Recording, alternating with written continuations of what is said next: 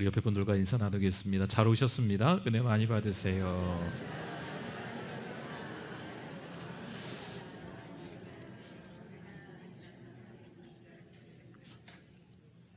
성경은 하나님이 누구신가를 알려주는 책입니다. 성경을 통하여서 하나님이 무엇을 기뻐하실까?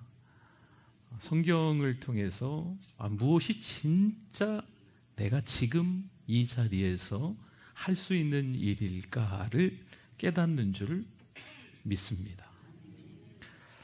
성경이 그만큼 중요한 겁니다. 성경책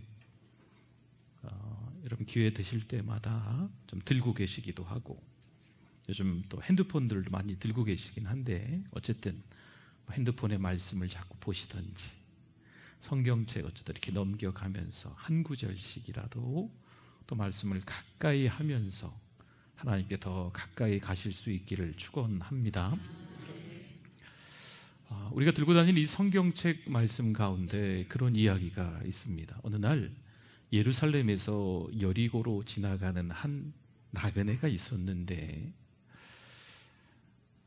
그만 강도를 만난 거지요.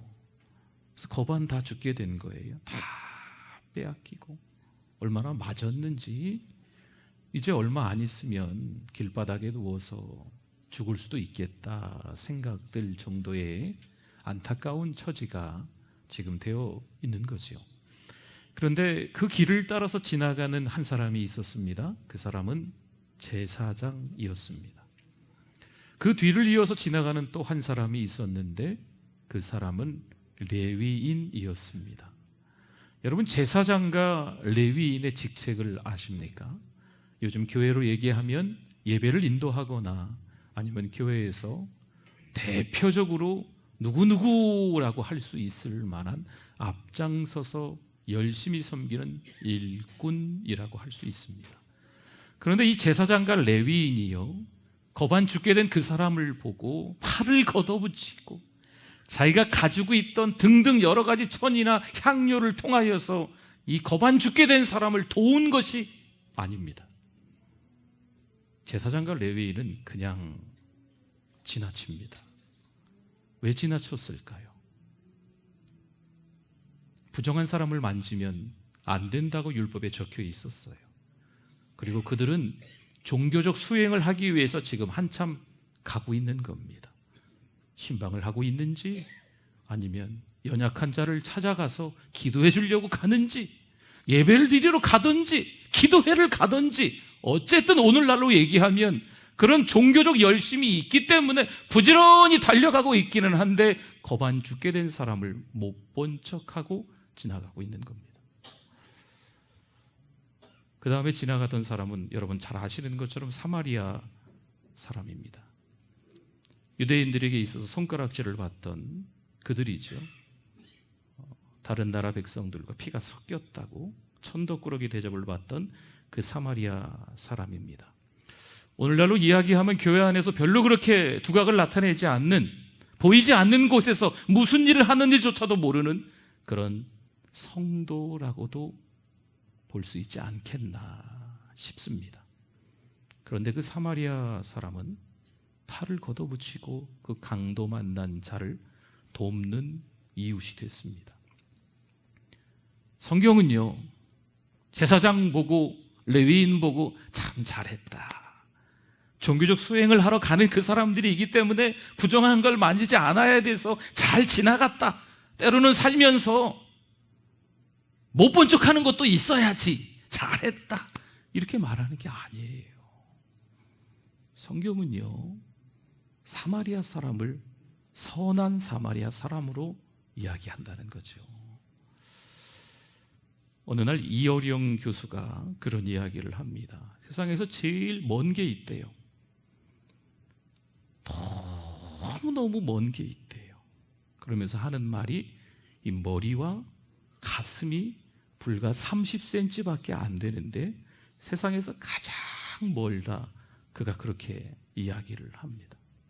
이 하나님의 말씀을 가까이 대하면 대할수록 이것이요, 때로는 우리 머릿속에 지식으로, 정보로 가득 차서 나는 스스로 경건하다 착각을 하는데, 막상 그 하나님의 마음을 가지고 예수 그리스도가 왜 십자가를 지셨는지 그것을 깨닫지 못하니까 종교적 수행하기 바빠서 어려운 사람을 못 본 척하고 지나간다는 거죠. 머리로는 알고 있는데 가슴은 뜨겁지 않은 거죠. 교회는 나오는데 삶은 하나님의 말씀과 상관없이 살아가는 거죠. 하나님의 말씀이 어떻게 이렇게 달고 오묘한지, 말씀을 들으면 들을수록 어찌 흥분이 되는지, 감격스러운지 몸둘 바를 모르는 거죠. 한 해, 또 두 해, 여러 해 지난 세월들 속에서 신앙생활을 하면서 하나님의 말씀을 들은 게 한두 번이겠냐고요. 예배드린 게 한두 번이겠습니까? 그런데 그 많은 성경 말씀들이 지식으로만, 이 머리에 정보로만 가득 차서, 그래, 나는 이 정도 되면 열중시 해도 되겠지, 나는 이 정도 되면 팔짱 딱 끼고, 나는 이 정도 예배를 잘 드리고 신앙 연륜에 의하면 손가락질 하면서 누구를 좀 훈수둬도 되겠지, 누군가를 돕는다고 옆에 딱 앉아서 이야기는 하는데 그게 신앙으로 상담해주고 돕는 게 아니고 신앙 훈수가 되는 경우가 있어요. 자기는 높고 그 사람은 낮은 거지요. 내려보면서 신앙으로 가르치고 있는 그런 모습이 때로는 목사인 저에게, 때로는 신앙생활 앞선 주자인 우리들에게 있을 수도 있다는 거예요. 제사장이, 레위인이 그랬던 것처럼 오늘을 살아가는 우리들이 하나님의 말씀을 자꾸 들으면 들을수록, 예배를 드리면 드릴수록, 기도하면 할수록, 찬양하면 찬양할수록 어느새 나는 괜찮아, 나는 이 정도 되면 믿음으로 올바르게 살아가고 있는 거야, 그래도 나 정도만 되라 그래, 착각하고 있는 거죠. 머리와 가슴이 멀지요. 머리로는 아는데, 정보는 있는데 이 가슴까지 내려오지 못하는 겁니다. 그뿐이 아니에요. 이 가슴에서 발까지는 결코 내려올 수 없다는 거죠. 이게 참 우리들의, 목사인 저에게 숙제예요. 저도 하나님의 말씀을 준비하고 성경을 읽으면서 얼마나 큰 은혜가 되는지. 그런데 어떤 날 강단에서 막 설교할 때, 또 설교 다 끝나고 집에 가서 다시 그 말씀을 모니터링하고 그럴 때 제가 부끄러워서 몸둘 바 모를 때가 한두 번, 아니 늘 여전한 것 같아요. 너는 그렇게 사니? 누가 물어보면 별로 할 말이 없는 것 같아요. 말씀은 이렇게 나와 있어서 말씀에 의지해서 외치기는 하는데 목사인 제가 그렇게 살까요? 오늘 이 시간에 제사장이 있습니까? 레위인이 있습니까? 누가 봐도 사랑하는 우리 교회 하면 대표적인 신앙의 주자가 있습니까? 여러분 그렇게 사십니까? 성경 퀴즈대회 하면 1등 할 수 있습니다. 성경 암송대회, 성경 시험을 치르면 아마 100점 가까이 맞는 분들이 많으시지 않을까? 많이 아니까. 그런데 아는 것에 머물러 있는 저의 모습을 요사이 좀 발견해요. 너무 부족하다. 말씀을 전하는 자의 위치에 딱 서 있기는 한데 너무 부끄럽다, 이런 생각이 듭니다. 오늘 이 시간에 예배드리는 사랑하는 성도들이요, 여러분 요나가 우리의 삶과는 전혀 상관없는, 우리와는 동떨어져 있는, 멀찌감치 있는, 우리하고 아무런 상관이 없는 남의 이야기를 하는 게 아닙니다. 요나서 1장을 보고 2장을 보고 3장을 보고 오늘 4장으로 마무리 말씀을 보는데, 여러분 이 요나 말씀을 보면 누군가 그렇게 이야기하는 것처럼 이 요나의 말씀이 요나의 모습이에요. 누가 말도 참 잘 만들었어요. 이 요나서의 말씀의 모습이요, 마치 거울을 보는 것 같아요. 요나의 모습이거든요. 우리들의 모습을 이 요나서의 말씀을 통해서 볼 수 있거든요. 여러분 하나님과 겨루어서 요나가 이기려고 하고 있어요. 제정신입니까? 투정 부리고 있는 거지요. 요구하고 있는 거예요. 뭔가를 잔뜩 서류에 기록해 놓고 자기가 이미 다 결정해 놓고 하나님 보고 내용 보지 않으셔도 됩니다. 결제만 하시면 됩니다. 맨 밑에 사인하는 란이 있습니다. 거기다만 하십시오. 제가 다 알아서 하겠습니다. 하나님 잘 모르시잖아요. 요나의 모습이 요나의 모습이더라고요. 그렇지 않습니까? 성경책에 나와 있는, 찾기도 힘들어. 어디 숨어 있는지 도대체 4장밖에 안 돼가지고 찾을 때마다 성경책에 끈 같은 거 있잖아요. 빨간 끈, 파란 끈 잘 표시해놔도 끈도 어디로 갔는지 또 막 모르겠고, 그렇죠? 그렇죠? 네. 그런데 이 요나서 말씀이 아주 짧은데, 지난번에도 함께 여러 차례 말씀을 나눈 적도 있었잖아요, 우리가. 그런데 지금 다시 말씀을 통해서 묵상하고 말씀을 전하고 여러분은 말씀을 듣고 이 시간들을 통하여서 이 팀 켈러라는 저자의 이 책이 또 다른 저자들의 책과는 좀 다르더라고요. 자꾸 우리 마음을 후벼 파는 거죠. 부족한 우리 자신들을 보게 되는 줄 믿습니다. 참, 요나 어떻게 그럴 수 있을까? 하나님 앞에서, 창조주 앞에서, 조물주 앞에서, 피조물인 주제에 하나님 앞에서 어떻게 그렇게 팔짱을 딱 끼고, 하나님 그러시면 안 됩니다. 당신이 하나님이면 하나님이었지 어떻게 그럴 수 있습니까? 우리나라를 그렇게 힘들게 했던 저 아수르를 어떻게 내버려 두시겠습니까? 사실 기원전 8세기경에 북방의 신흥국가인 아라락과 심한 전쟁이 이 아수르가 있었습니다. 거기서 이겼으면 좋았을 뻔했는데 참패를 합니다. 그뿐만이 아니고 그 시절에 전염병까지 돌아서 많은 사람들이 죽었습니다. 나라 안팎에 거듭되는 악재가 있었습니다. 사실 그 정도 되면 정신 차릴 만도 한데, 이들의 악독은요, 이들의 잔인함은 오히려 갈수록 더 심해졌고, 이들이 섬기고 있는 이방신 아누, 벨, 에아, 이런 잡다한 이방신들은 오히려 속국인 이스라엘 민족들에게 섬기라고, 유일신 하나님을 섬기지 말고 자기네 이방신을 섬기라고 강요까지 하고 있는 형편이었던 거죠. 그러니 요나가 가만히 있고 싶겠습니까? 요나 입장에는요, 너무 속상하다는 거죠. 그들 이스라엘, 그 자기 민족을 그렇게 힘들게 했던 아수르를 어찌 살려줄 수 있냐는 거죠. 한 90여 킬로미터가 넘지요. 큰 도시인데 거기를 돌면 니느웨가 한 3일 길 걸린다고 합니다. 하루 길 정도 걸으면서 지난주 말씀에 여러분 기억나십니까? 요나가 외쳤지요. 니느웨는 40일이 지나면 멸망할 것입니다.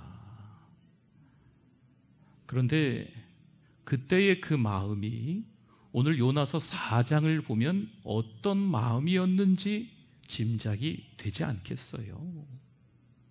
하나님께서 니느웨 백성들이 회개하고 돌아오니까요, 하나님이 벌을 내리시려고 하다가 다 돌이키시거든요. 요나는요, 그것에 대해서 하나님의 뜻이면 따르겠습니다, 이게 아니었잖아요. 무너지기를 원하는 거예요. 멸망하기를 원하는 거지요. 그래서 성 밖으로 나가가지고 이 니느웨 성읍이 무너지는 것을 딱 팔짱 끼고 기대서 그늘을 피해가지고 구경하고 있는 거죠.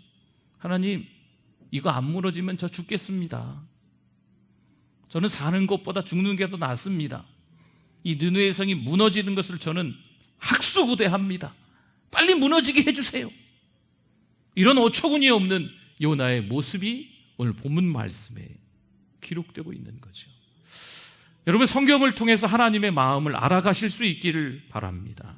지식으로, 정보로 가득 차시려면 안 믿는 사람들도 성경책 들고 성경책 읽어요. 제가 아는 어떤 가족 중에 누가 그러시더라고요. 아직 교회 못 나오시는 분이 있는데 성경책 하나만 사달라고. 몇 년 전이었어요. 그래가지고 아주 좋은 비싼 성경을, 요즘은 저도 잘 안 사거든요, 성경책. 예전에는 제가 1년에 한 권씩 사고 막 그랬는데 요즘에는 성경책 잘 안 사거든요. 그냥 보고 또 보고 막 이러는데, 그 몇 년 전에 제가 성경책을, 아주 비싼 성경책이 비싸잖아요, 또 비싼 성경책을 사줬어요. 그때나 지금이나 그분은 교회 안 나옵니다. 성경 열심히 읽고 있어요. 여러분, 교회를 나오는데, 때로는 교회 출석하지 않는데 집안에 성경책이 한두 권씩 여러 권씩 있고 성경을 본다는 거죠. 여러분, 성경은요 머리 커지라고 읽는 게 아닙니다. 성경은요 지식으로, 정보로 우리가 공유하기 위해서 읽는 책이 아닙니다. 하나님의 말씀을 통해서 도대체 하나님이 누구신지를 발견해야 될 줄 믿습니다. 이 성경 말씀을 통해서 무엇을 해야 하나님이 기뻐하실까? 지금 이 시간에 무엇이 나로 하여금 하나님께 영광을 돌리게 할 수 있을까? 이것을 이 하나님의 말씀을 통해서 깨달아야 될 줄 믿습니다. 안 그러면 점점 비만만해지는 거예요. 자꾸 머리만 커지는 거죠. 스스로 경건하다 착각하는 거죠. 그리고 신앙의 훈수를 이 사람 저 사람에게 두는 거예요. 교회를 열심히 다닌 게, 때로는 성경을 많이 알고 있는 게 해악이 돼가지고 오히려 주변에 있는 사람들에게 움직이면 움직이는 대로, 말하면 말하는 대로 다 성경 말씀을 인용하면서 상처를 준다는 거죠. 성경을 아는 분들이요, 입 열지 마시기 바랍니다. 내가 믿음이 좋다 생각하시는 분들이요, 더 고개 숙이고 기도만 하실 수 있기를 바랍니다. 자칫 잘못하다간 성경의 요나의 모습이 내 모습임을 다 들켜요. 저와 여러분들이 드디어 마침내 우리의 연약한 부분들이 공개된다는 거죠. 물론 그때에 그것을 깨닫고 회개하면 너무 좋지요. 그런데 어떠한 분들은요 오히려 회개 안 해요. 끝까지 고집 피우는 거죠. 마치 누구처럼? 오늘 말씀에 요나처럼. 하나님, 이러려면 절 죽이십시오. 왜 니느웨 백성들을 살리십니까? 이러려면 저를 죽이십시오. 이 선지자가 맞습니까? 영혼을 사랑하는 사람이 맞습니까? 원수를 사랑하라라는 예수님의 말씀을 우리가 알기는 아는 겁니까? 이게 우리의 현 주소, 지금의 우리의 모습임을 깨달아야만 합니다.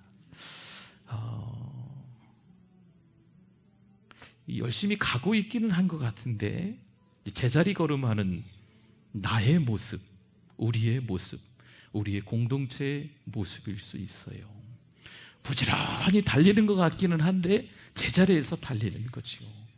누가 봐도 성장하지 않는 모습, 이 모습이, 죄송합니다, 어처구니 없게도 제사장에게, 정말 말도 안 되는 것 같은데 레위인에게 있다는 거죠.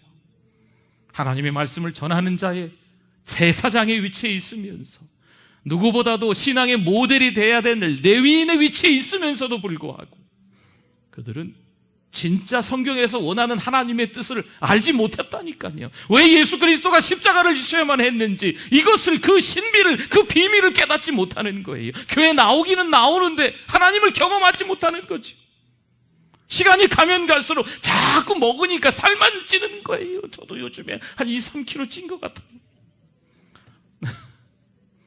그렇게 보이진 않으시겠지만 보이지 않는 곳에 살이 좀 붙은 것 같습니다. 제가 너무 느슨해졌나 봐요. 한참 거시기 할 때는 막 살이 빠지더니 이제 좀 등 따뜻하고 배부른지 살이 1kg, 2kg 늘더니 요즘 신방 계속 하잖아요. 살이 좀 찐 것 같아요. 자꾸 먹으니까. 여러분, 자꾸 먹는데 또 열심히 운동하지 않으면 살이 찌는 것은 당연하지 않겠어요? 하나님의 말씀을 자꾸 듣는데 그 들은 말씀을 실천하지 않으면, 그 말씀대로 살아가지 않으면 영적 비만에 이르는 거지요. 특별한 메시지는 이제는 원하지도 않습니다. 왜요? 알 만큼 알거든요. 본문만 펼쳐주면, 제목만 하나 달아주면 어떤 말씀을 목사님이 전하겠다 짐작할 수 있거든요. 그 본문을 보고 오늘은 눈 감고 있어야 되겠다, 오늘은 한숨 자고 일어나도 되겠다, 오늘은 별 내용 적을 게 없겠네. 특별한 메시지를 원하지 않는 거예요. 이게 자기 기만에 빠진, 신앙생활을 단연간 하고 있는 저의 모습, 또 우리들의 모습일 수도 있습니다. 저 여러분들이 잘 걸렸어요. 딱 맞게 걸렸습니다. 이제 요나서 4장 말씀을 보면서 그저 박넝쿨의 복만을 좋아했던 우리 자신들을 회개해야 될 줄 믿습니다. 당장 눈에 보이는 것만 좋아하는 거죠. 건강만 좋아하고, 돈만 좋아하고, 자녀들 잘 되는 것만 좋아하고, 좋은 집만 좋아하고, 좋은 차만 좋아하고, 의리의리하고 화려한 것들, 이런 것들만 좋아했던, 박넝쿨만 좋아했던 우리의 연약한 신앙들을 하나님 앞에 회개해야 될 줄 믿습니다. 진짜 하나님은요, 그 죽어가는 니느웨 백성들의 영혼에 관심이 있거든요. 성경 말씀은요, 예수 그리스도가 이 십자가를 지신 이유는요, 죽어가는 영혼들의 관심이 있는 거예요. 우리가 그 영혼들을 위해서 뭘 했습니까? 제가요, 여러분들께서 다시 한번 이 시점에서 회개하셔야 돼요. 비만에 이르지 않도록 오히려 시간이 가면 갈수록 키가 커야지요. 믿음의 키가 시간이 가면 갈수록 영적으로 성장해야죠. 요즘에 새벽에 야고보서 말씀으로 들어갔습니다. 그러니까 새벽에 제가 몇 번 못 나와서 새벽에 말씀 몇 번 못 전했지만 어쨌든 야고보서 말씀을 차례차례 우리 부목사님하고 같이 이렇게 전하고 있는데, 이 야고보서의 주제, 제목이라고 할 수 있는데요, 뭐냐면 성숙입니다. 성숙. 네. 로마서하고 조금 다르죠, 그렇죠? 이거를 이제 말씀을 좀 여러분들이 오해하시면 안 되는 게, 이 로마서를 받고 있는 수신자들은요, 믿음이 별로 없는 사람들이에요. 하나님을 잘 모르는 사람들 제대로. 그래서 믿음을 강조하고 있는 거예요. 여러분 그렇게 생각하시면 되겠고, 그리고 야고보서의 수신자는 야고보가 보낸 편지인데 흩어져 있는 12지파, 그런데 흩어져 있는 사람들 가운데 유대교에서 기독교로 개종한 그들에게 보낸 편지입니다.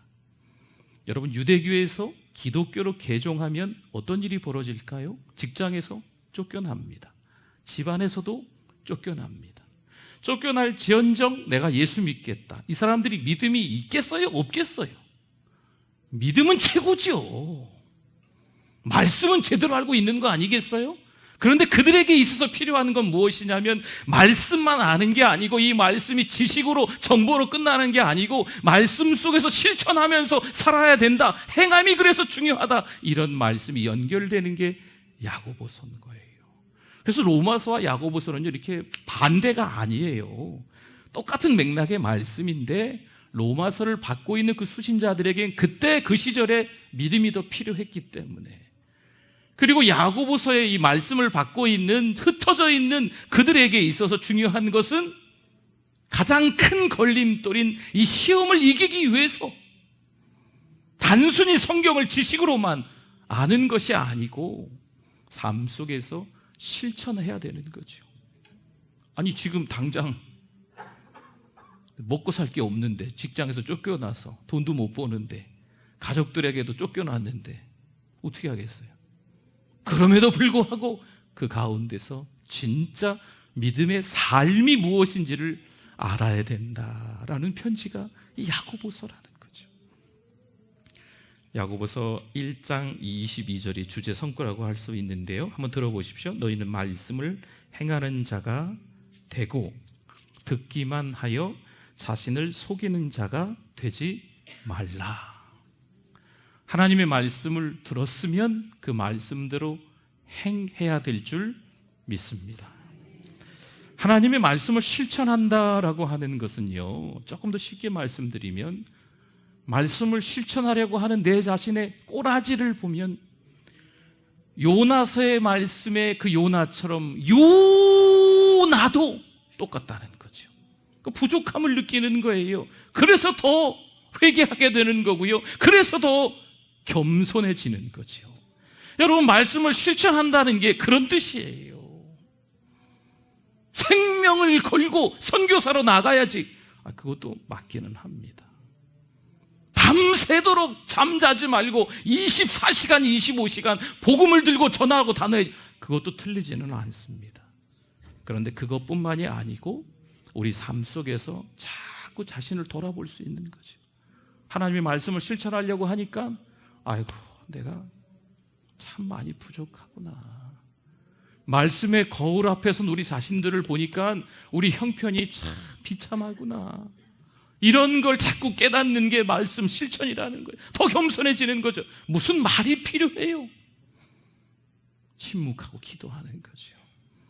어린 아이들처럼 요구사항이 많은 게 아니에요. 불평할 새가 없어요. 자기가 잘하는 게 없는데 뭘 불평해? 한국교회가 문제입니까? 그렇게 생각하지 않습니다. 이웃에 있는 어떤 교회가 문제입니까? 그렇게 생각하지 않습니다. 목사님이 문제입니까? 장로님이 문제입니까? 아무개 어떤 집사님이 문제입니까? 그렇게 생각하지 않습니다. 문제는 나에게 있습니다. 내가 문제인 거죠. 내가. 다른 사람의 문제가 아니에요. 남편이 문제? 아니. 자식이 문제? 아닙니다. 부모님이 문제? 아닙니다. 문제는 나에게 있습니다. 특별한 메시지를 원하지 않고 특별한 하나님의 말씀을 기대하지 않고 그냥 시간을 보내고 있는, 어느 정도 이제는 다 아는 것처럼 생각하고 있는, 자기 기만에 빠진, 자기 자신이 경건하다고 속고 있는, 다른 사람에게 신앙으로 훈수할 줄 아는 그 정도 수준에 머물러 있는 어린아이 같은 신앙에 있는 우리 자신이 문제인 거예요. 여러분 얘기 아닙니다. 제 얘기입니다. 혹시 여러분도 그러십니까? 저나 여러분이나 다시 하나님을 경험할 수 있기를 바랍니다. 말씀을 통해서 말씀을 읽고 너무 부족함을 느껴요. 제가 큰 소리로 외쳐도 될까? 제가 그렇게 살지 못하는데 너무 부족함을 느낍니다.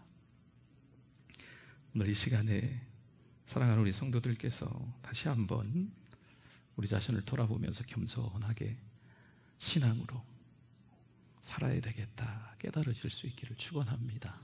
기도하겠습니다. 하나님.